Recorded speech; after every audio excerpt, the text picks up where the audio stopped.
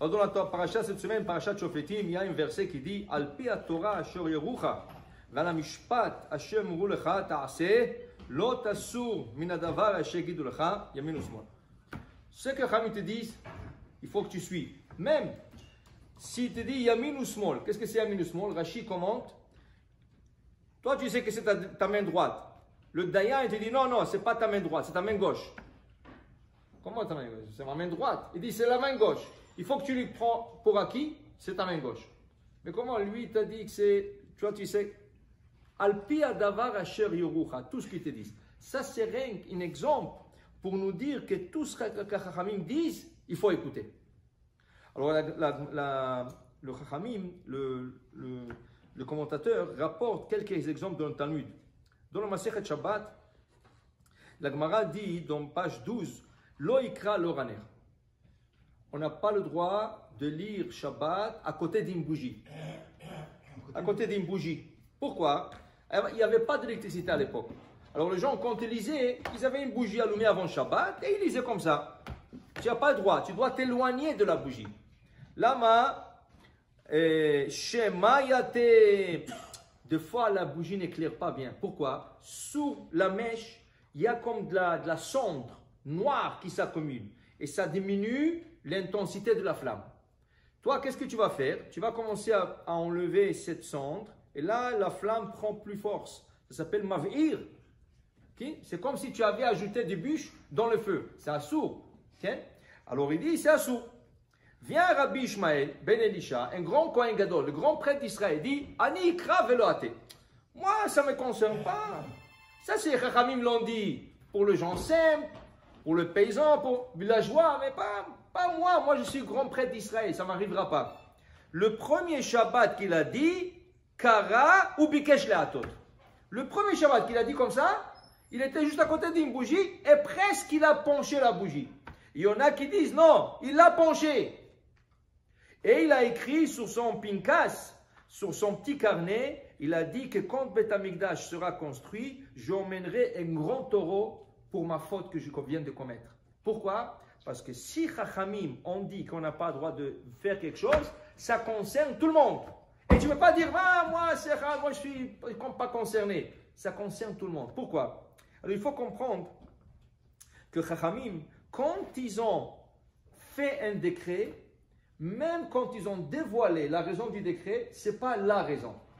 Il y a 69 autres raisons qui ne t'ont pas dit pourquoi. Par exemple, si on prend la Gemara d'Avodah Zarah, quand ils ont décrété de ne pas boire de lait d'un goy, qui traite par un goy.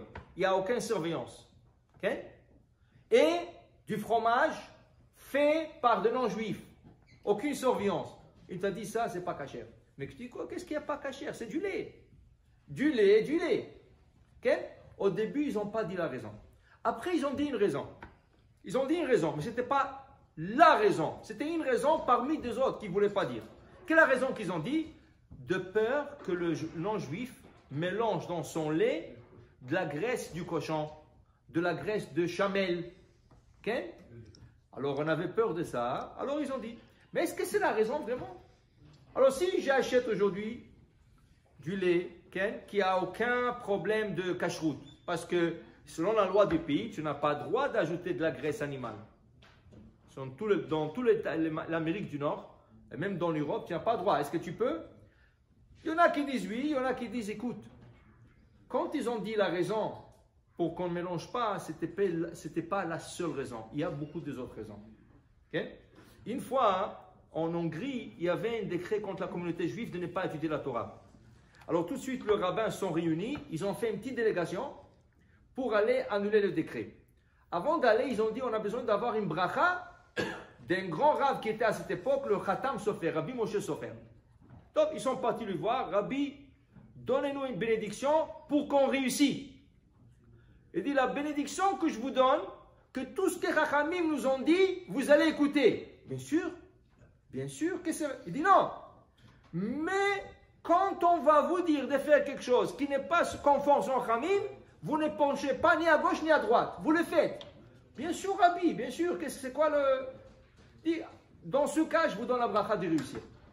Ils sont partis, ils sont arrivés. c'est le gouverneur qui a fait le décret, était en train de manger. Quand ils sont arrivés, lui, il était tellement arrogant, il leur a fait asseoir devant lui. Lui, il mangeait, et il leur a dit, vous voulez manger? Il savait qu'il ne peut pas manger, je n'en pas cher. Il dit, non, non, non, non, on a mangé avant de venir. Donc, quand il a fini de manger, pour le dessert, il a emmené des gâteaux, il dit, non, s'il vous plaît, on ne peut pas manger ça. Alors, il dit, au moins, vous allez boire du café avec moi. Et vous êtes devant moi et vous me faites honte. Je ne peux pas, vous allez boire du café. Donc, du café, ce n'est pas la fin du monde. C'est cachère. Quand ils ont emmené le café, il y avait déjà du lait dedans. Mais le lait, c'était fait par un non-juif. Alors, ils étaient là, en train de regarder le café et ne pas boire. Il a dit, qu'est-ce qu'il y a maintenant? Vous allez me dire que le café n'est pas cachère? Il dit, non, le café, c'est bon, hein, mais pourquoi on ne peut pas prendre du lait?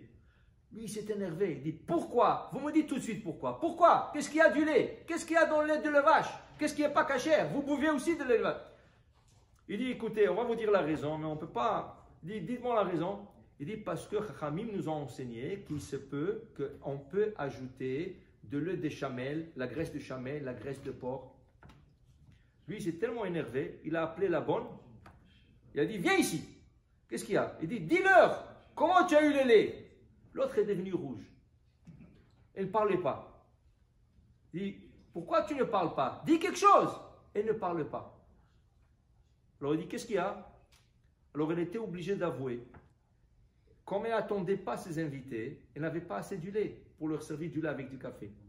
Elle est partie dans une ferme à côté, il n'y avait pas de vaches. Qu'est-ce qu'il y avait là-bas? Des porcs. Alors qu'est-ce qu'elle a fait? Elle a trait de porc. Et là, il lui restait un peu de lait, et les a mélangés et leur a mis dans le café.